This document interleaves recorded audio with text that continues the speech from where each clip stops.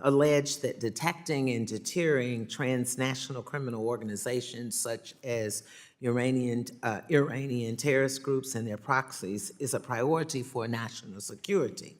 But on March 2nd of 2025, your department announced that it would not enforce any penalties or fines associated with the BOI reporting rule, nor will it enforce the CTA against U.S. citizens, domestic reporting companies, or their beneficial owners. So I'm a little confused of how you square those two things. So my question is, can you explain to, or would you explain to the American public how you undermine the bipartisan CTA and expect law enforcement and national security agencies to quickly and effectively know the true owners behind shell companies registered in the United States now that foreigners, including a drug cartel, gang members, could register a company in the United States with no state or any federal ownership reporting requirements? And I remind you, in your testimony, you talked about illicit actors. Well, these are some of our illicit actors. The Congresswoman, an overwhelming majority of the domestic entities that you're describing are hardworking Americans with small businesses. We bifurcated the bill, and any foreign entities must still file. So are you saying to me it's not true that they must file and the foreign entities must file the BOI? Yes, we bifurcated the CTA program that domestics do not have to. So maybe I'm asking it the wrong way. So it appears that they are doing it registering to avoid the transparency of who the companies are. I'm not sure what your question is. I'd be happy to answer it. So I guess I'm looking at it as, and if you're saying it is not true and that they now are complying and completing the BOI, so let's take it one step at a time. So you're saying everybody is completing the BOI. You're enforcing it.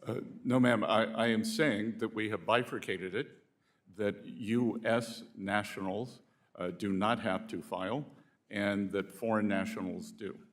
Okay, so I guess when we look at this, if we're limiting enforcements of the rule just to the foreign entities, that creates a giant loophole whereby any foreign entity can register in the United States and evade or not do the BOI reporting requirements. Well, they would be subject to they would have to come through a U.S. financial institution, so they would be subject to all U.S. institutions. Including the BOI. Including the BOI.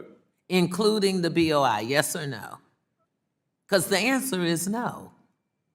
I mean, you can say it however you want to, but the answer is no. And this makes it easier, and this is what I want the American folks to know. It makes it easier for human and drug traffickers, cartels, terrorists, organizations, and other criminals to do business in the United States. And when you're limiting the enforcement just to foreign entities, it exempts 99% of the entities that Congress intended the law to cover when it was passed into law. So I think I do have my answer. We're just not agreeing on it, and we know why. So let me go to my second. It's my time. Let me go to my second question. The clock is running. It's my time. It is my time. You will not do this on my time. Now, I'm going to ask for a few more seconds since he refused to comply with my time, not his time. In 2016, former Secretary Jack Lew announced that Harriet Tubman was to be the new face of the $20 bill. Can you tell me what's the current status of this project?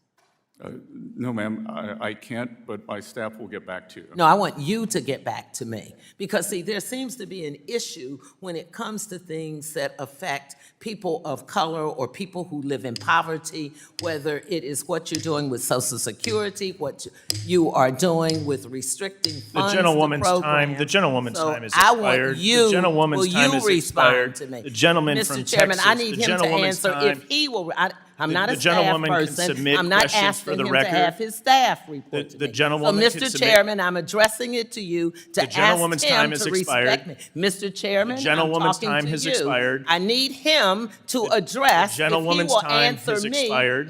No, I'm not going to The gentlewoman's yield. time has I'm expired. not going to stop until you The direct gentlewoman's him time to has answer to expired. me as a member of Congress. The gentlewoman's Mr. time Chairman, has point expired. of The order gentlewoman to has you. offered that she can Mr. submit questions Chairman, for the point record. of order to you. I will not stop. I will not be silent. The gentlewoman is until not you offering direct an him appropriate to answer. parliamentary inquiry. Does Will the gentlewoman you- have a parliamentary Yes, inquiry? I do. Please state the parliamentary inquiry. As a member of the United States Congress addressing the Secretary, I am asking you to rule on asking this hostile witness to direct his response to me versus having him tell me that his staff will respond to me. My staff person didn't ask him the question.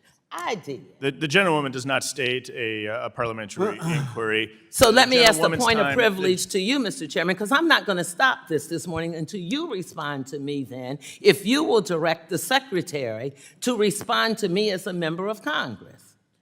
Or let me ask him. It is not a Then point of let me privilege. The ask gentlewoman's him time if he will has respond expired. to The me. gentlewoman will he suspend. respond to me? The gentlewoman will. respond The gentlewoman to me will that suspend. he- The gentlewoman It can will be simple suspend. if he responds. The gentlewoman will If suspend. he responds The gentlewoman to me, will if suspend. he will The respond to me, gentlewoman makes a legitimate request, a personal you privilege. can simply ask him to Grant personal respond. privilege. Just Personal ask him to privilege. respond if he'll respond to a member of Congress versus saying a staffer. It's simple as that. I ask that members keep decorum and remain cordial during today's hearing. I am being Members, cordial to the you, gentlewoman will Mr. suspend. Chairman. The chair has the time. Mr. Chairman, the will you chair has the answer the time. The question? gentlewoman will suspend. The gentlewoman The makes a gentlewoman will legitimate suspend. request. I ask that members keep decorum and remain cordial during I today's am being hearing. cordial. I resent your statement to imply that I am not. I am a member of the U.S. Congress. I am asking this The secretary gentlewoman to may respond submit to me. QFRs for the record, which will be responded to by the secretary. Thank you. The gentlewoman's time has expired. The gentleman from Texas, the chairman of the Small Business Committee, Mr. Williams, is recognized for 5 minutes. Welcome back to Crossline Politics. Before we dive in, make sure you like this video and subscribe to the channel so you don't miss breakdowns of the hearings shaping our nation. What you just saw in that hearing was a moment every American needs to understand. Congresswoman Joyce Beatty confronted Secretary Bessent over his department's decision to stop enforcing the BOI reporting rule and key parts of the Corporate Transparency Act. These rules were created so law enforcement could finally see who is hiding behind shell companies in the United States. Criminals, traffickers, foreign adversaries, and terrorist networks rely on secrecy to move money and operate freely. Removing enforcement removes transparency, and that is exactly the danger Representative Beatty called out. When the Secretary admitted that domestic entities no longer have to file BOI reports, while foreign entities supposedly still do, Beatty pointed out the obvious loophole. Criminals can simply register through domestic fronts and avoid any scrutiny. That creates a national security blind spot, and she was right to say the American people deserve better than that. What stood out in this exchange was Representative Beatty's refusal to be dismissed. When she asked about the long-delayed Harriet Tubman $20 bill, the secretary tried to pass her off to his staff. Beatty pushed back because members of Congress and the communities they represent deserve direct answers. She fought through repeated attempts to cut her off, and she made it clear she would not be silenced, especially on issues affecting transparency, equity, and national security. As a patriot, I believe accountability matters. Whether it's national security loopholes or symbolic decisions like the Tubman redesign, our officials owe the public clear answers, not evasions. Joyce Beatty stood firm for transparency, fairness, and the safety of the American people. That is leadership, and that is exactly why we analyze these hearings, so citizens can see who is fighting for them and who is avoiding responsibility. If you found this breakdown valuable, hit like, subscribe, and stay tuned to Crossline Politics for more honest, straightforward analysis.